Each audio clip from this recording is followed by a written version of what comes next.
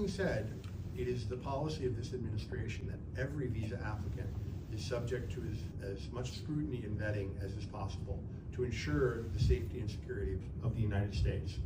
That means that the process is never going to be just, in and out as quickly as possible. We are always going to look at every applicant and make sure that they qualify for the visa and do not pose a threat to the safety and security of the United States. As for your question about the refusals or the people who granted visas for tourists or for students, what I would say is that whenever someone has a visa interview, I tell them to keep in mind a few things. First, the visa interview is going to be fairly short, 2 to 3 minutes. We have to process a lot of people in a short amount of time, and that means we have to make decisions quickly during the visa interview. Second, the officers make their decisions primarily based on what you say during the interview. This is important because, in general, the officers very rarely look at the documents you bring. You should be prepared with documents, but it's a common fallacy that it's the documents that are going to make the difference in whether or not you get the visa. That's not true.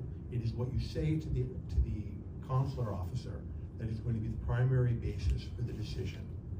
Finally, because as I said, part of that means also, if you do not tell the truth to the consular officer, or if you present false documents, you will not get the visa, and you will not, and it's possible there will be even more severe penalties, such as a lifetime ban for entering the United States.